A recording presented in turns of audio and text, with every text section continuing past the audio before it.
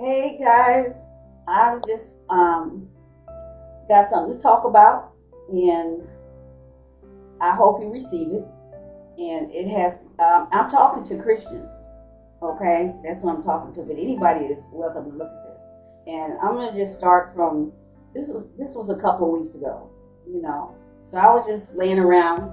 And I like to look at National Geographic, weather stuff, science stuff, programs like that. I'm not really into television, okay? But when I do watch it, I like to watch other things, you know, how the animals live, you know, things under the ocean and all that kind of stuff. Stay with me. So I was watching a program, and I can't remember if it was National Geographic or it was one of those type of programs. And it was talking about the jumping mice and how they're trying to save them and how they balance the population and it's food for the foxes, bobcats, owls, weasels, snakes. And their DNA, they're preserving their DNA in the cryogenics. Now, human cells is frozen through a process called cryopreservation. Some folks have their body frozen in order to be revived someday, they hope. The show I was watching was also talking about the same message for the wild horses. And when I remembered, it's been years, but anybody remember when they used to kill the wild horses? They said there was too many wild horses. Well, that just brought me to the next subject. So they're trying to save the wild horses also. And the next subject, the Lord, while I was watching this, the Lord brought this to me. Okay, this is not my doing. This is His doing.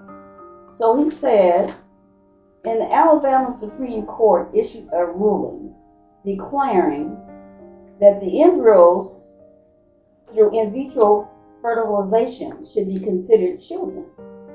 So if a frozen embryo is a child, how would that compare to abortion laws? That's a question. Okay. Now I'm going to read a few, just 5 scriptures in the Bible. Now Jeremiah 1:5 says, before I formed you in the womb, I knew you before you were born. And Psalms 139:14 says, you were fearfully and wonderfully made. Marvelous are my works. This is what God thinks about us. Psalms 127:3 says, children are a heritage of the Lord, and the fruit of His womb is reward. And Psalms 139:13 says, for they have possessed my reins, thou hast covered me in my mother's womb. And Ecclesiastes 11:5 says, as thou knowest not what is the way of the Spirit, nor how the bones do grow in the womb of her that is with child, even so thou knowest not the works of God who maketh all. Okay, so then he told me, he just started talking to me. And then I just looked this up as he was talking to me. Now we already know that the Alabama Supreme Court said that declared that the embryos are a child. So how big is an embryo? 1 1/100 of an inch long. In 2 weeks, their size is the size of a peppercorn. In 4 weeks, the size of a poppy seed. In 5 weeks, the baby is the size of an apple seed, sesame, or grain of rice. This is when a baby has a heartbeat. In 4 weeks. In 6 weeks, they're the size of a lentil. In 7 weeks, they're the size of a grape or a small blueberry. In 8 weeks, they're the size of a raisin. In the first trimester is 3 to 4 inches. The second trimester is 13 to 28 weeks is 14 to 16 inches. 1.5 or 2.5 pounds. In the third trimester, which is 29 to 40 weeks, they're usually between 19 and 21 inches. And then the fourth trimester following 12 12 weeks before birth. Now, this is what I want to say. This don't have nothing to do, and I'm not trying to get into no voting, and I'm just talking to us as Christians. I became very convicted, because I know the Lord loves us dearly. And everybody that is born or, get pregnant or however, their purpose there. All of us have a purpose. We all were born with a purpose. Now, what I want to say is, I see that we are using abortion as birth control. When there's so much birth control out here in the world today, it has grew, and people are making new products for birth control. They just need to make some for men. Okay, they making all this birth control for women, but they need to make some birth control for men. A lot of them got a lot of children. Okay, so I think whatever is good for the goose is good for the gander. But there is so many birth control products out here. You can buy them over the counter. You can get them from your doctor. You can start with the condoms and work your way up. You can, they can implant something. They can give you a shot. They can do everything. And those things was not available in my days. People was using hangers to do abortions with, and taking nasty stuff to drink that's supposed to be in a car. And I'm just saying this because I know, as a Christian in my life, I have made compromises on different things. I never had an abortion, but I'm not gonna say I didn't think about it, but it took me a while to know that we're purposed here. And so, with saying that, I'm talking to young people, old people, anybody that can have a baby.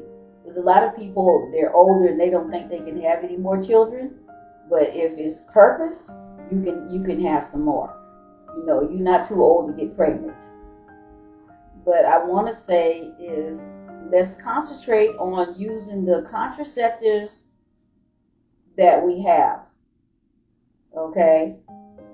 I know a lot of people in the church, they teach abstinence, and I think that's great. We would hope everybody would go that way. But we're living in a different time. We're living in a different era, and people are having sex. Underage children are having sex. Okay, that's the bottom line. Talk to your children. If you know they're doing it, you need to get a plan for them. Okay, talk to them about pregnancy. Pregnancy is, especially when you're a child yourself. Okay, I got pregnant when I was 14 years old. I didn't know nothing about what I was doing, So I'm just saying that there's other ways. Because when you're young like that, you have no idea how to take care of a child, what you're doing, the responsibilities that go with it. Basically your teenage life becomes over. Because now you have to take care of somebody that came into the world that it needs your attention. So that's why I'm saying this. So I'm saying this to all Christians, that we're on the other side of thinking that that's okay. And it's not okay. Anything that God is against is not okay for us to sanction this. Okay? So that's why I'm speaking on this, because He brought it to me, so now I'm bringing it to you. We have to honor God in all things. I haven't myself done that all the time, and I know we all make mistakes, but God is sold out for us, and we should be sold out for him. And that's pretty much what I'm saying. So you have children in your home, young girls, even if you have young boys, you can teach them to be responsible. You know, they should be protecting themselves too, because everybody that just slept with somebody and had sex with them, you still sleeping with the other person and the other people and all that. Okay, it's a spiritual thing. It's not just physical; it's spiritual. So this is basically what I wanted to talk about today, and I'm just doing it out of love. This don't have nothing to do with how you're voting. This has nothing to do with that. This is what God is talking about. He's talking about what He created. He's talking about us. He's talking. You know how happy we are when we get to be grandparents, and one of our children have children, and how excited we are about that. I believe that's how God's gets. I believe He gets that kind of excitement from creating us and having us come into this world. I think He has excitement about that. He loves us with an everlasting love. So hopefully, I just hope this helps someone to have a conversation with your grandchildren, your children, or whoever is around, to talk to them seriously about their body. You know, your body is very, very important. There's a lot of things that you can catch. There's a lot of things that, you know, you can do that will basically, too, take you out of here. So you don't want to be contracting no venereal diseases, passing them on, and those sorts of things. So take care of yourself. If you have to use contraceptives, use them. They're right there in the store. They're right over the counter. I don't know the name of them right now, but they're in the store. Okay, so, and if you are uncomfortable with using those, ask your doctor. They have those diaphragm. They have those. They have everything nowadays. They have new stuff coming out all the time. So take care of yourself. I love you guys. I'm praying that God is in each and every one of our hearts and begin to talk to us about the same thing that He talked to me about, that I'm talking to you about. I love you. God bless you. And have a great day. And this is Alverda from Jubilee Agape Ministries.